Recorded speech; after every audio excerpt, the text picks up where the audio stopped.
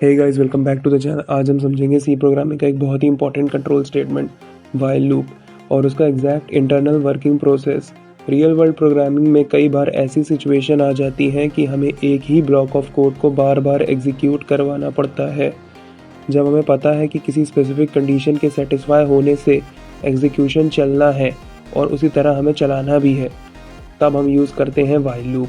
यानी जब तक कंडीशन ट्रू रहेगी लूप बिना रुके रिपीट होता रहेगा।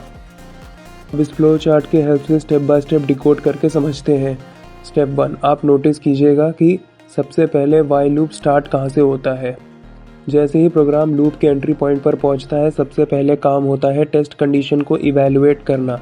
सी लैंग्वेज में व्हाइल लूप को एंट्री कंट्रोल्ड लूप भी कहा जाता है, क्योंकि ये लूप के अंदर घुसने से पहले ही कंडीशन चेक करता है। अगर आपकी टेस्ट कंडीशन इवैल्यूएट होकर ट्रू आती है तो फ्लो सीधा नीचे एग्जीक्यूट लूप बॉडी पर मूव करेगा। इस ब्लॉक में जो भी आपने कोड लिखा है, जैसे प्रिंट स्टेटमेंट या कैलकुलेशंस, वो सक्सेसफुली रन होंगे।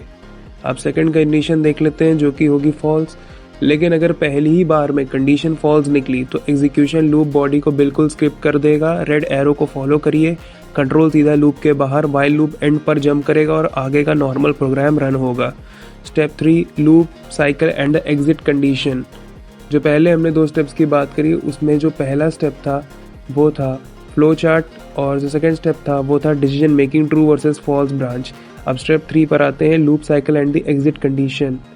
लूप बॉडी एग्जीक्यूट होने के बाद ध्यान रखिए कि ग्रीन एरो सीधा नीचे एग्जिट नहीं हो रहा, ये वापस घूम के ऊपर टेस्ट कंडीशन पर पॉइंट कर रहा है।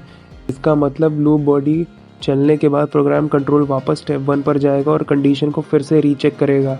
ये एग्जैक्ट सेम प्रोसेस तब तक कंटिन्यूसली रिपीट होगी जब तक वेरिएबल की वैल्यू अपडेट होते होते कंडीशन को फॉल्स ना बना दे। जैसे ही कंडीशन फॉल्स हुई लूप ब्रेक हो जाएगा। स्टेप 3 अगर हम मान के चले, फॉर एग्जाम्पल एक सिंपल रियल एग्जाम्पल लेते हैं। मान लीजिए हमने सेट किया i इज इक्वल टू 1 और कंडीशन लगाई i इज लेस देन और equal to 3।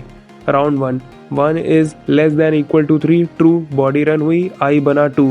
Round 2 less than और इक्वल टू 3, ये भी ट्रू है, बॉडी रन हुई, i बना 3।